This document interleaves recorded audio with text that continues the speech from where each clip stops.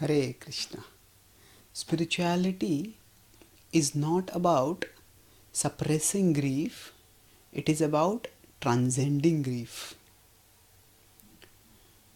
When we hear from scripture how great souls are detached, and how, for example, the Bhagavad-gita says that Dhiras tatra namuhyati, it says in 2.13, Dehinosmin yatha dehe kaumaram yauvanam jara tatha dehantara praptir Dhiras tatra namuhyati.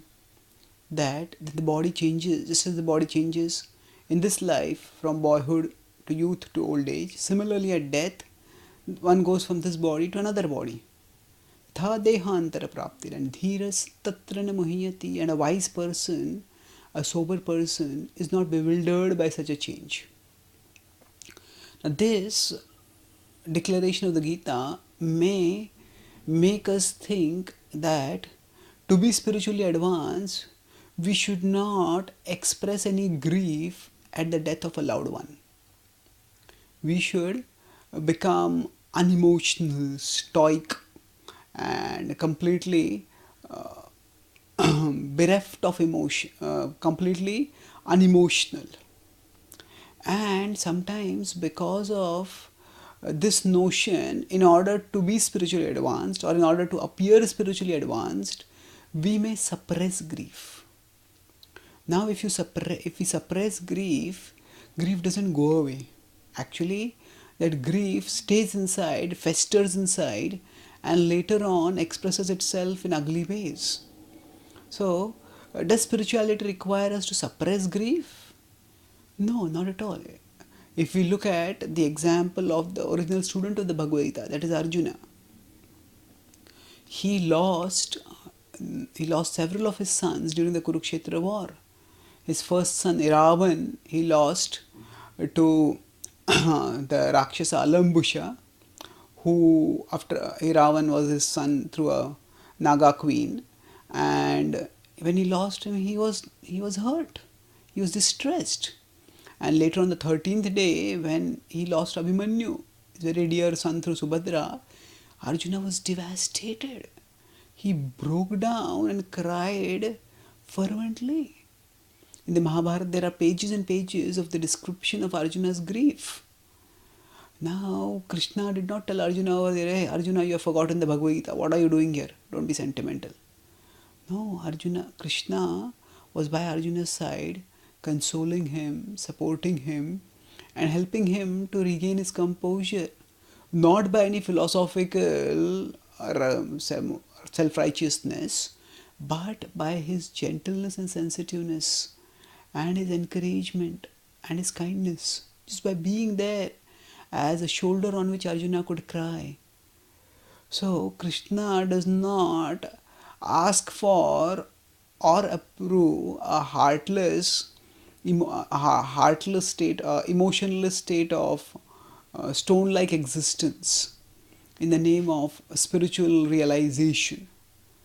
Rather, the speciality of Arjuna was not that he did not feel any emotions, not that he did not cry because of the emotions, but that he transcended those emotions. Sometimes when grief comes, some people wallow in the grief. Wallow means that they just get lost. They lose themselves in the grief, and they are no longer aware of where they are, who they are, what they are doing. And in this way, they bring suffering upon themselves. But in contrast, what Arjuna did was, in the very next day, he fought and fought more ferociously than ever before in the service of Krishna to avenge the death of the great devotee, the murder of the great devotee Abhimanyu by unfair means. So transcending grief means not that we deny whatever emotions we may experience in our relationships at the material level, but rather we are driven by a higher emotion at the spiritual level. So when there is emotional enrichment spiritually, at that time the material emotions don't shake us so much. So suppressing emotions means they are present but we don't express them. As transcending worldly grief means that because we are experiencing higher reality, we are experiencing higher emotional fulfillment in our eternal and eternally secure relationship with Krishna, because of that inner security, we are able to transcend the grief. So bhakti, by solidifying our connection with Krishna, enables us to transcend grief and other worldly emotions. And while we are growing in bhakti, we don't have to artificially suppress emotions. If we feel grief at something going wrong, we can express it among understanding friends and thereby get over it. So when we are very advanced, we are able to transcend grief just by within our heart. But otherwise, we may need a supportive social circle which enables us to tolerate and eventually transcend that grief. Spirituality does not require us to become emotionally starved and deadened and suppress grief. Rather, it wants us to ensure that our emotions are not consumed only by material things. So, by making ourselves emotionally available at the spiritual level, we find the spiritual life itself to be so emotionally relishable and fulfilling that material emotions don't affect us so much. Thank you. Hare Krishna.